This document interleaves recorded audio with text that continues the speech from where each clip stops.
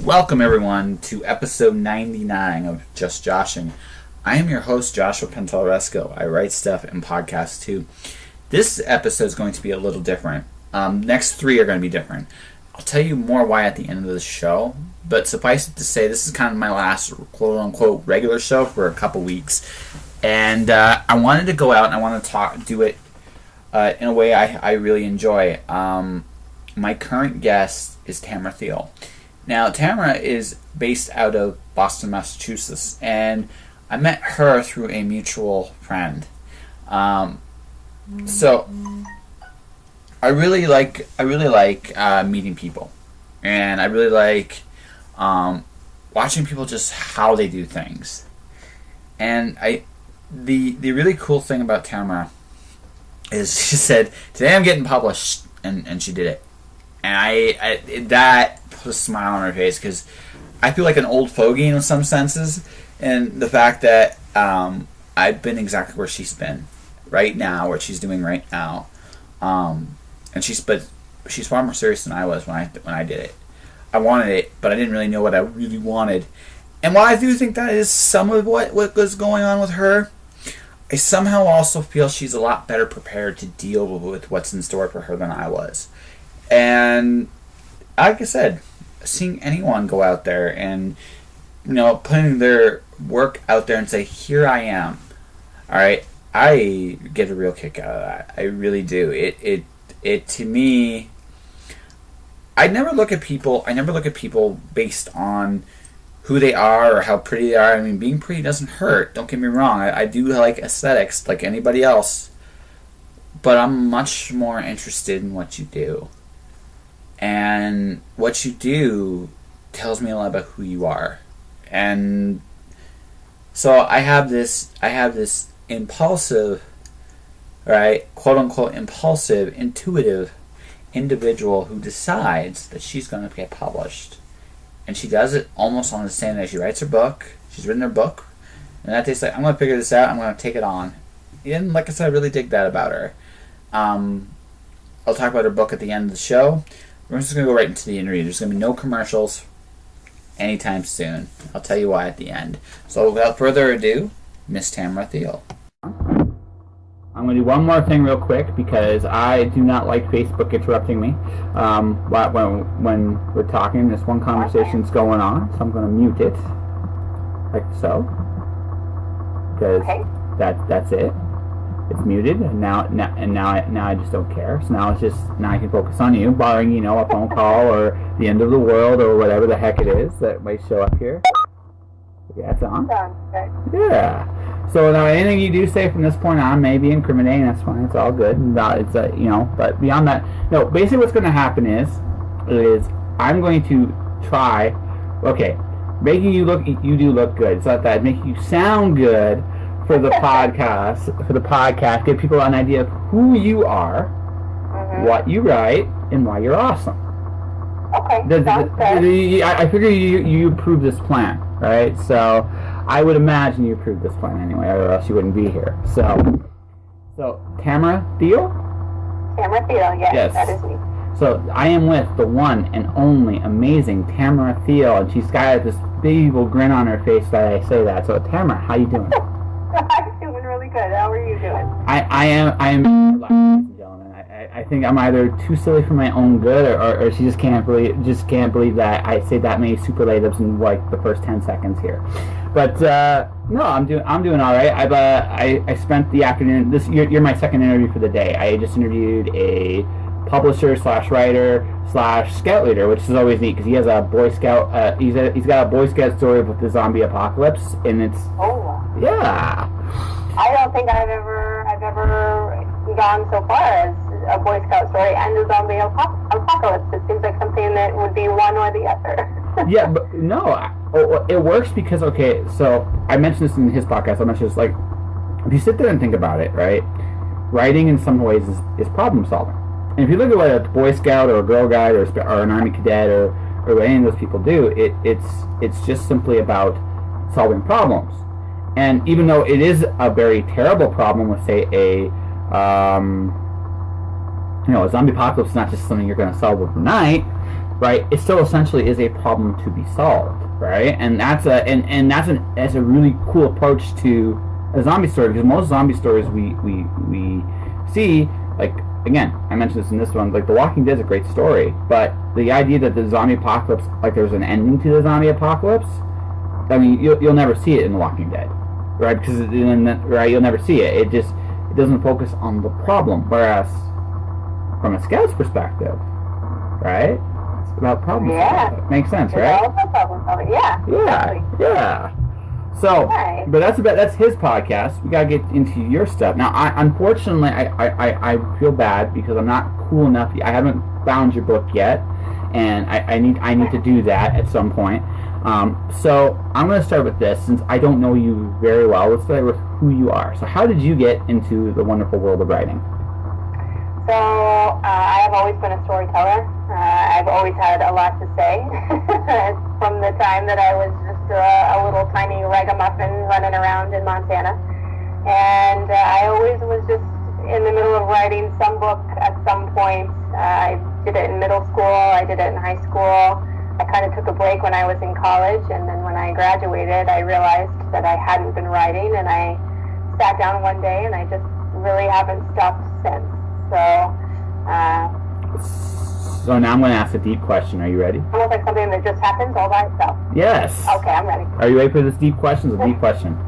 So what are you writing about, and what are you saying? Actually, the question, like what interests you? What are you passionate about in terms of what you're saying? So my passion is people, I guess, and the way that they fit together. I'm an anthropologist by nature. I like to study how people interact. I like to study the effect of our society and our cultures, and what it makes us do and where it makes us go. And so the book that I just self-published is really just all of my thoughts on any random subject. What I notice about people, what I know, how I handle situations, how other people handle situations, questions that we ask that we don't always want the answer to. And there's not necessarily an answer in the book either, but it's just enough of like a conversation starter, or a light to get you thinking about something that maybe you hadn't before. Could you give me a wonderful example?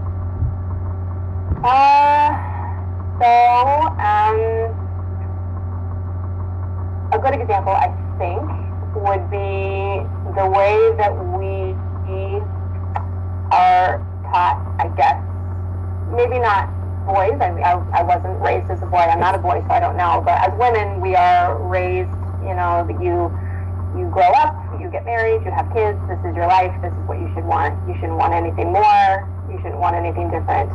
And that's something I think that is impressed upon us from the time before we're even born. It's just the track that is laid out. And I think I had a huge moment. Is this something that I want because I want it? Do I even want it?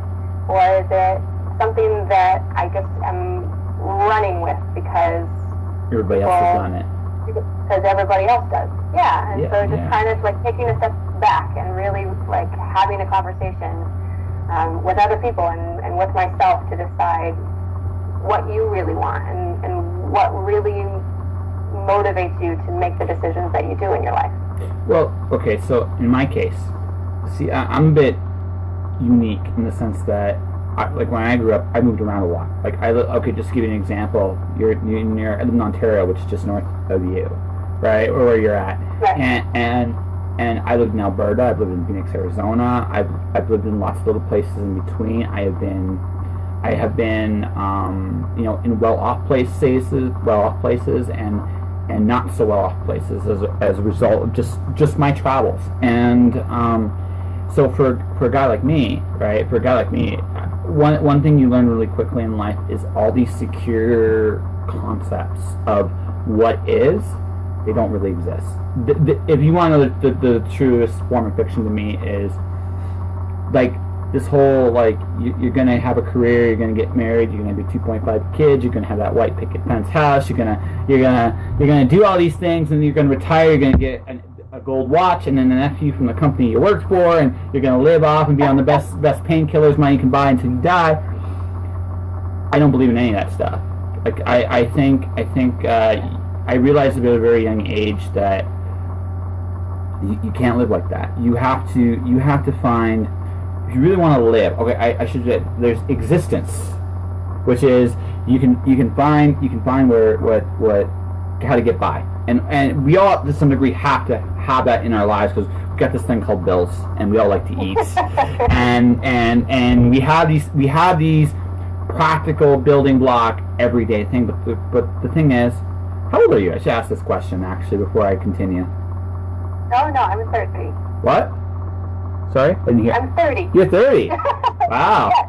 Wow. You look younger. A little. Yes. Yeah, you look a little younger. I hope that's a compliment. She just doesn't hit me over the head. It's like, yes, thank you, very, very much.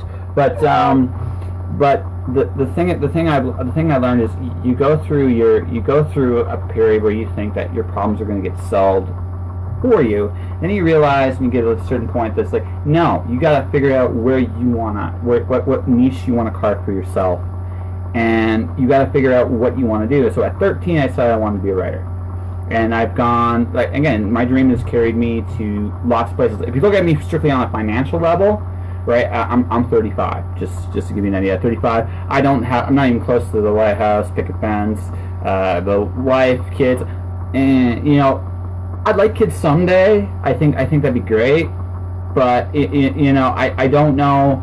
Everything else is kind of like up in the air. I really don't know where, how, why, all that stuff is going to go. What I do know though is, I have spent my life chasing my dreams. So if you look at me financially, all right, I guess I'm a failure. But if you look at me from the point of view of, how I live my life, I get to talk to amazing people like yourself. Right? I get to interact with people that are trying to do incredible things in their life.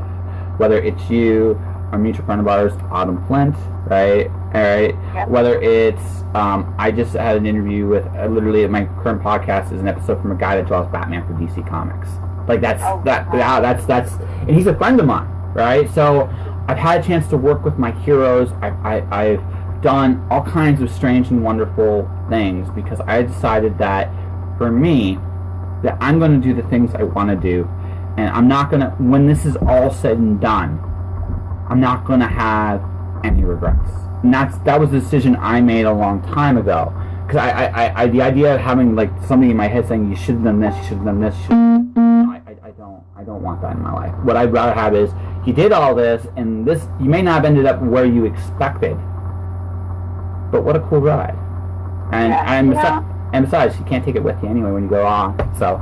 Well, not to mention the fact that I don't think that anybody really ever ends up where they expect, even if on the outside it looks like they got there.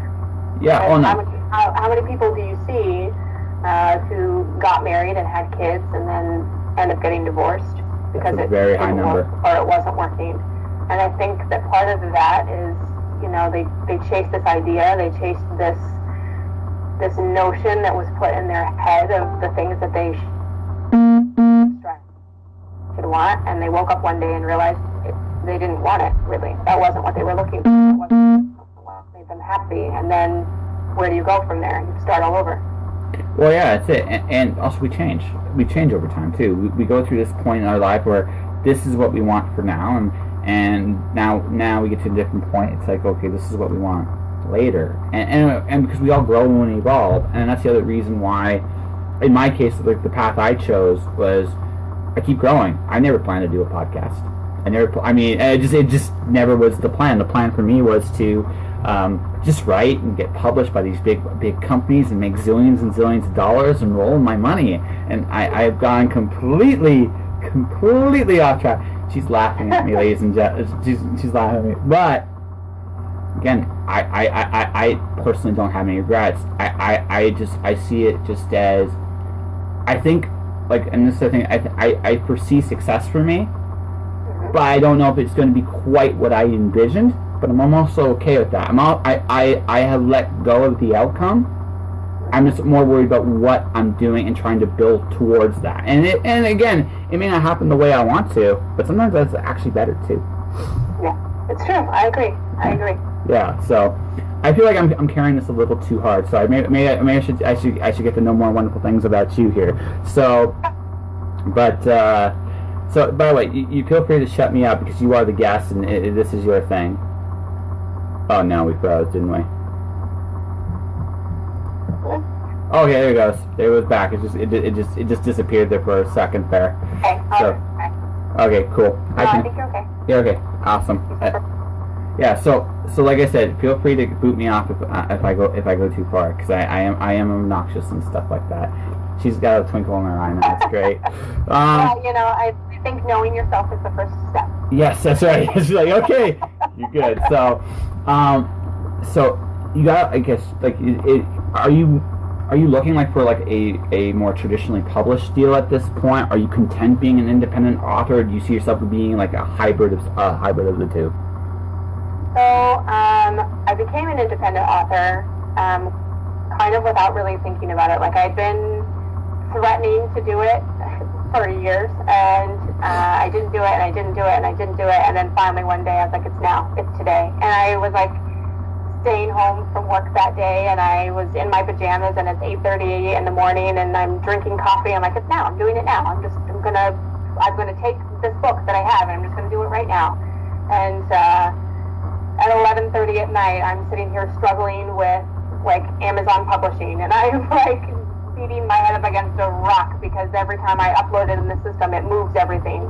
And my fiance was like, what are you doing? Like, just stop. I'm like, you don't understand. Like, it's now. It's today. I've done it. I've been doing this all day long. And this poor guy is looking at me, sitting on the couch, still in my pajamas from 8:30 in the morning with, like, my hair wild and, like, crazy eyes. And I'm like, it's now. It's now. He's like, okay, I'm just going to go. I'm just going to go. I can't stand and watch this anymore. And a friend of mine was like, I didn't know that you were publishing a book, and I was like, I didn't either until I did it. Okay, so for a couple things. First off, I love it. Like that image is just awesome. If you have not written this down somewhere, you should. I love it. Like it's passion personified. Second off, when you say threaten to self-publish, I'm sorry, I thought of it like a suicide note. Like, I will self-publish if you don't do this. I will do this. You know, and that's an interesting. I never thought of it like that before. But it was like, okay, you know. But that's what I grasped when you did this. So, yeah, no, I love it. Like, you just went for it, and I really admire that. So, it happened, and then what happened? Well, so there's a big part of me that's very glad that I did it myself because I get to have a hand in every aspect of it. I don't get an editor or a publisher hanging over my head telling me like this isn't working. We don't like this. We don't want this. It's because at the end of the day, like this book for me at least was what I needed and where I was coming from, and I didn't want somebody else with their hands in it. But at the same time, would it be really awesome for me to not have to like try and figure out social media and how to like promote my own book and have somebody who knows what they're doing do it? Yes. And let me just tell you, after working with Amazon Publishing, which by the way, super awesome, a really good experience. So it was a struggle. It was a huge struggle. It took me a while to get it actually uploaded and make sure that the pages didn't move and that the numbers actually showed and that my name was actually on the book. Like, it was such a situation. And I just feel like this is why they pay editors and this is why they pay publishers. They pay them to be angry and to shake their fists at the computer when it's not doing the thing. No, it saves me from anger lines. That's what it is. Oh, so it saves you from anger lines. Okay, so I'm a comic book junkie. So now I have this head of you, this wild hair, and like in your PJs, grabbing your computer like this, going, "I will do this to you. I will do terrible things if you do not work this time." Right. then you get to the point where you're weeping incontrollably. I'm getting popular again. But the thing of it is, like, weeping uncontrollably, you're trying to reason, you're going into hysterics, and you finally just get to that point of acceptance. Like, okay. Yeah, like, this is what it is. That was kind of actually what it was with the ebook. So the book is live. It's on Amazon. It's Prime eligible. There's also an ebook version, and as you know, Autumn and I are like working on an Audible version as well, which has been a great journey with her. I think she's just phenomenal. She's a talented narrator. Well, I stalked her. That's how I found her. Oh yeah, no, she's a very talented narrator. It's interesting because I started talking to her seriously this year. We've been Facebook friends forever, but so someone tried to blackmail me at the end of the last year. Yeah, I have a blackmail story, but I'm not going to go on it here. But yeah, but it was interesting because she actually responded favorably towards me, and we just started talking ever since. And the big thing about her is a lot of people do not realize with her just how gifted she is in everything else she does. She's known as a cosplayer, but quietly, she's actually a very talented all-around artist, like, period, like storyteller, actress. Like, she's really skilled, and she doesn't. I think in her future, she's gonna have to reinvent how she markets herself, and that's just me, because I think as pretty as she is, her talents, I think, even eclipse that. And if she listens to this podcast, yes, I do believe this, and yes, we will talk someday about this face to face. But anyways, that's yeah. Yeah. No, I was so lucky. I had a friend of mine who had downloaded the e-version of the book, and when I was talking about the e-version, like, there's 2 parts of it that the formatting is off. And that was like my moment of acceptance. Like, it's never gonna change. Like, you have been fighting with this formatting issue for days, and it is what it is, and you're just gonna accept the fact that there should be a page break there, and there isn't, and that's just what it is, and just let it go.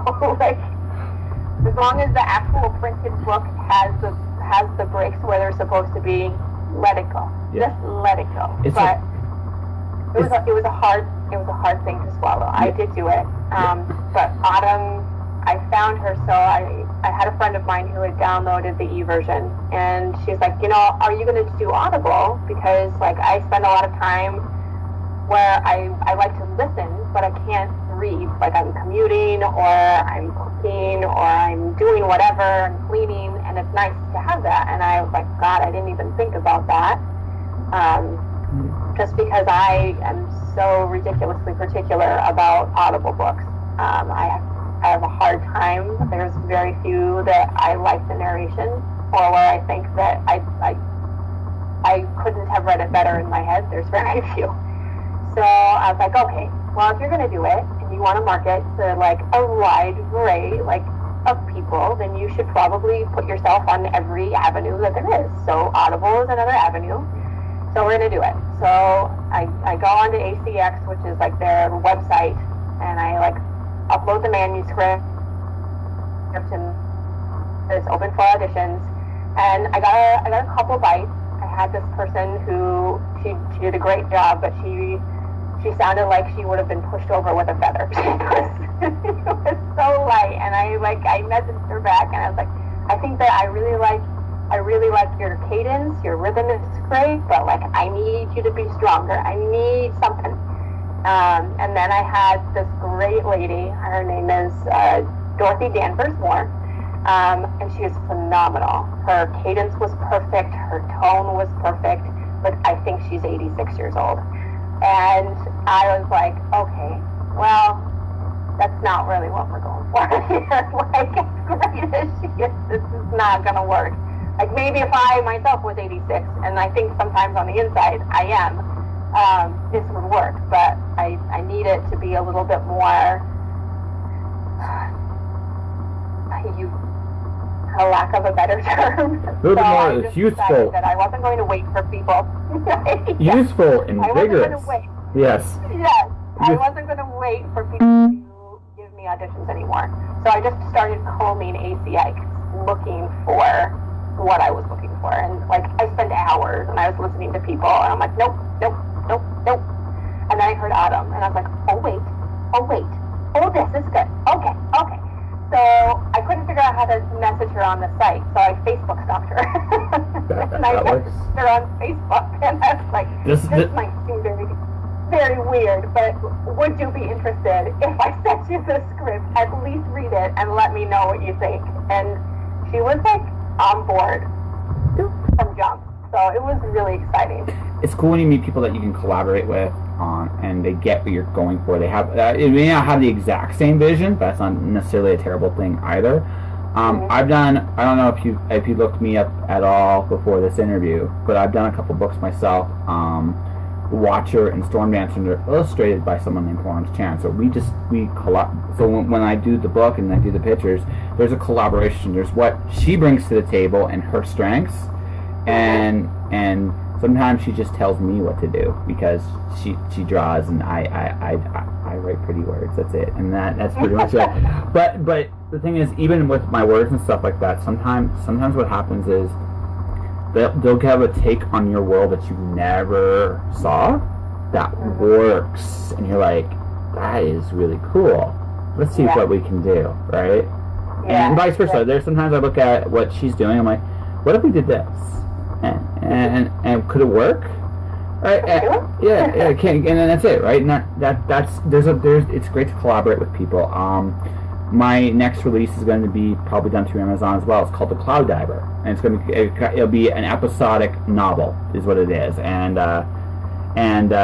So what it's going to do is it literally reads like a video game, and that was my goal. And so what's going to happen is I'm collaborating with somebody else now, and he's kind of building the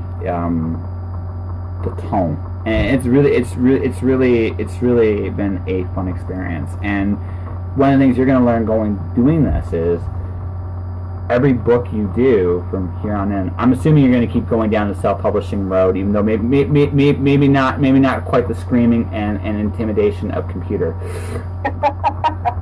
Well, I'm very blessed. I have a very good friend of mine who sat down with me for like 3 hours one night and like helped me get my cover like the way that I wanted it.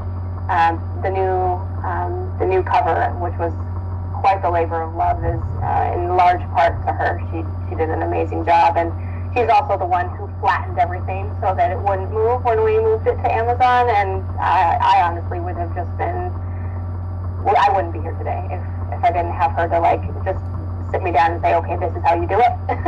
This is what we're gonna do. So thank God for Kat Clemens, because holy buckets, without her, whoosh. And I think I like the avenue of self-publishing, and I imagine that at this juncture, that's kind of where I'm headed. Not that I would say no to a publisher, just because I think that they can reach a lot further than I can. Like, I have a really good wingspan. So Random House, Penguin, Tor, she call her. But but I do like that I really have all creative control, and I get the final say. And I don't know if that's necessarily what you get once you go with the publisher. It depends on the size of the publisher. I've done, like I said, my books, which were the first two, and at least one of the ones I'm coming out with this year is a more traditional route. Because it's a smaller house, I do have a lot more say, because it's more of a collaborative process, and so and it comes down to what masters are you serving, right? Who's buying your book? If they're trying to reach a specific kind of audience, well, they're going to try to cater your book to that audience as much as they can, even though the flavor you're bringing might be a little bit different. Yeah. And if there's enough money involved, I'm good. I admit it, right? But I mean, I know, right? Could I quit my day job? Because then, yes, please. yes. What's it? Well, You just do whatever. Okay. yeah. So that I mean, it's about today. It's interesting because it used to be that there was a publishing house, a solid structured system, and what's happening today now is it's almost like I equate it to cells dividing. Many people are coming out with books, and many people are doing their own thing. And sometimes it's really cool, sometimes not so much. But you know, it really varies, like just based on the book and the experience. But I will tell you this: since I think you're at that point where you're really getting started, this is one of the most educational things you will ever go through in your life. Yeah. Yeah. I've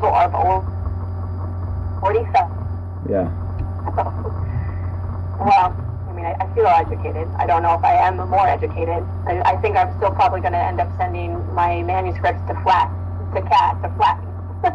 Yeah, but you will find as you keep going into it, like keep going down in this journey, you're going to learn more and more, and it's going to great. It's going to make you you're going to become eventually a jack of all trades. Like you will be a cover designer. You will be a editor. You will be a designer. Period. A book designer. You will be a public relations. You will be human resources. And I'm not kidding, by the way. You will be. The worst thing you ever have to do is fire somebody, and you will get to that point eventually too. It sucks, but I mean. You will get all these different experiences doing this. And then you're also going to meet a lot of people some of that are really serious about this, and some that are not so serious about this. And yeah, you'll be able to tell the difference pretty quick. And then yeah. How soon do you know? Set a deadline. Honestly, I'll save you some time. What you do is find this great person. You're like, hey, will you work with me? And they'll say, yes, sure, we can do this. All right, so what can you do? So what you do is you take a small project, something like a smaller piece of what you're looking for. You give it to them, figure out when you could do it, or at least a reasonable time when you can do it, right? Get back to me by this time. Now, obviously, in the event of my family died, my cat died, the world ended, zombie apocalypse, like an important reason, you cut them some slack. But if they just disappear for days and weeks and months on end, you learn, right? And you do learn, and you find out really quick. Sometimes they approach you, which is really, that's a flattering thing too, is when they approach you. And but that's what you're gonna find. Like that's a big part of this too, is when you work with a professional person, like a really professional person, you will feel relief, because a lot of these like worries you have with people you don't know aren't there with professionals. They only care about they'll do their job, pay them, right? And that's again, that is the hardest lesson really to learn, is figure out who's the professional and who's not. Now, even professionals are late sometimes, but they'll communicate with you, and that's a big thing. So, yeah. You want free advice? That's my free advice to you. So, yeah. I'm going to take it even if I didn't want it. Yes, take it. Yes, I can tell. Flake. Ooh, you're good. Flake. No, it's alright. But that's the way it goes. So you already have a next book in mind, or are you still kind of playing with this one? So this one I'm like getting it Audible ready, and I'm promoting it. That's kind of where I'm at on this avenue. I always have a book going. Whether or not I finish it is a completely different story. Yes. So I had actually started a book before this one, and I ended up hitting a wall. I ended up getting that awful thing called writer's block, and I didn't like my characters anymore, and I didn't know what to do with them anymore, and I just was writing like about everything except for what I had initially started to write, which is why I put it down and I started this. And so now I kind of think I've figured out how to come back to it. Unfortunately, that means like deleting huge long stretches and like rewriting big huge parts of it. But I'm excited about it, and it's been like 2 years since I've been excited about it. So I've been working on it. I try to work on it a little bit every day, so that's good. And it's probably a long way out, but we're 53 pages in, so we're going. It's okay. Like I said, you'll find it easier too because you finish the book. So you once you finish, like you've got experience actually getting to the end of the story, you have a better idea how you get better constructing them a little bit better, and you know what works for you a lot better because going through it, it's like, who are you as a storyteller? Well, I know I can do this well and this well. So let's try this. Yes. Exactly. Yeah. Exactly. So I'm excited about it. But I definitely probably are like two words that don't belong in the same sentence. So I definitely do not spend as much time on it as I would like to. Just because I'm trying to get this book off the ground. But the thing that I need to remember is I literally published it 3 weeks ago. Well, that's it. Well, yeah, no, Rome isn't built in a day. Like Rome, it's going to take time to do it right, and you'll get to like again. I sound like God. I feel like I sound old. I really do. It's sad, but you do this long enough. The momentum will carry, and you'll find yourself going from one to the other. When I finished my series, like the poetry series that I talked about, I wondered what I'd say next, because that's the frightening thing too. When you finish something, it's like, well, what else do I have to say? And then one day someone will come to you, hey, do this. Can you do this for me? And this is just an editor requested something from me. It's like, okay, I've got to figure this out now. Okay, I write this. So I have my next series if I really want to do this. Okay, that's 2018. and that will happen. Like if you keep doing this, I promise you two things. You'll be a more well-rounded person in terms of education, experience, and you'll have you'll have a better idea of who you are. That's the one thing. The second thing is, if you go on at this long enough, you'll find that this whatever you're on, it'll always lead to new doors and windows, even if you don't see them right where you're at this moment in time. And that's the way it always goes. So, good luck.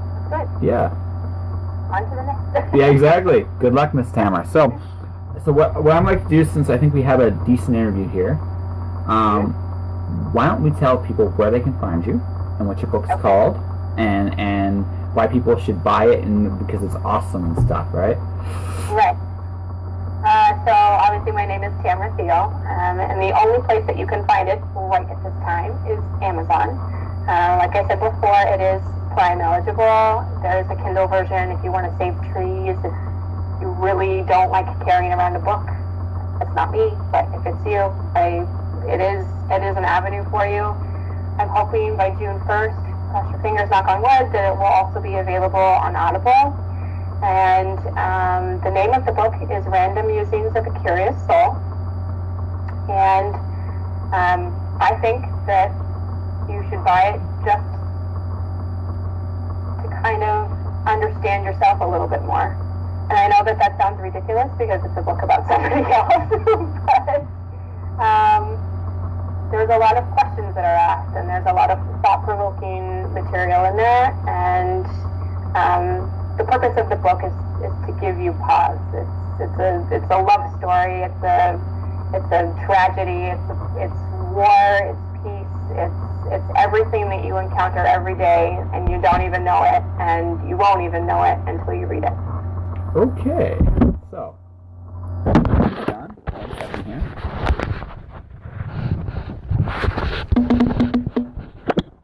Okay. And that was Tamara Thiel. Random Musings of a Curious Soul is available now as both a written piece and an audiobook, voiced by Autumn Plint, someone I do hope to get on the show at some point. She is mentioned in this podcast after all. But for Tamara, how does the book read?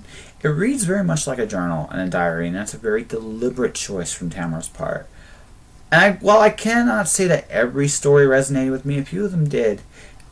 Sticks and Stones, which is a short one, the short variation of the story, the very first story I read in it, I have to say that when I read it, it's like it resonated with some things that I've been through, and some of the other stories did too. I'm really curious to see what she does next. I want to see something a little longer from her. So Tamara, if you're listening to this, don't take this as a criticism. I just really curious what you do in a longer form. But in all seriousness, though, it takes a lot of guts to get out there and do it. And if nothing else, I wish Tamara's journey as magical one as mine has been. So Tamara, listening to this, thank you for being on my show.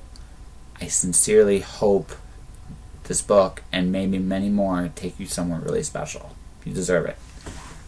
And that is episode 99 of Just Joshing. So I said that at the beginning I would be talking about what's going to happen next couple weeks. So I'm going to go to episode 101 first, and then I'm going to go to 100. I've been doing a lot of podcasts. I started doing one a week, and I've been doing 2 a week for most of the time ever since last year's When Words Collide. I need a vacation. I also need to finish The Cloud Diver. So now that we are at 100, what I've decided to do for the next 2 weeks is I'm only going to have 2 episodes for the next 2 weeks. Episode 101 is a Magic the Gathering podcast. I'm mentioning it here because I'm not going to be talking very much in the next 2 episodes for both very different reasons. I want to do something a little different for episode 101. I needed a little time to finish my story. And Dave and Mike, who I played with, we had a really fun Commander game. And it's one of those things where every once in a while you need to do something different with the podcast, and this is one of those situations where it just seemed like a very fun thing to do. So episode 101 is a Magic the Gathering, not a literary podcast, but not to worry, once 102 hits we get right back into literature. Jill Marie Robinson, actress, publisher, will be my guest for episode 102. But what about 100, you ask? Well, 100 is my live podcast. So for those of you that didn't come to the show, you get an opportunity to listen to the show. I had a blast. Sometimes you do things outside your comfort zone. And going into this, I had no idea what to expect. And the day was very freaky. We had 80-kilometer winds that day. I got to watch trees bend in ways I haven't seen since I lived in Arizona in the White Mountains. It's like, wow, I hadn't seen this in a long time. But I've lived in it, so it doesn't bother me quite the same way it does other people. But between the wind, the rain, and snow, I had no idea what was going to happen. And to my surprise and to my joy, I got about a dozen people show up to listen to me interview Axel, Robert, and Vanessa. And yeah, it really, really, really, it was a great experience. It was a lot of fun, and I want you guys to hear it. But the next week, that is the episode you will hear. Episode 100 will be live, or it will be the live podcast, recorded, mastered. I'm really proud of it. And I hope you listening here to this, you actually give it a chance to listen to. It's going to be a bit longer than the normal episode, but I think you'll find that it was worth it. So this has been because I'm not going to be saying much next 2 weeks. I want to thank every listener who's listened to this show up until this point. I appreciate it. I really want to listen to every guest I've had on the show. I'm truly flattered. Some of the people I have interviewed have been some of the most talented people I've ever met, or I've had the pleasure to even just talk to. And whether it was face to face or on Skype, I really appreciate it. Thank you very much. And to my friends, I know I'm sorry, maybe a touch overly thankful, but I'd rather be overly thankful than unthankful. Ungrateful, I should say. Ungrateful at all. So, thank you guys very much. So, what can you do?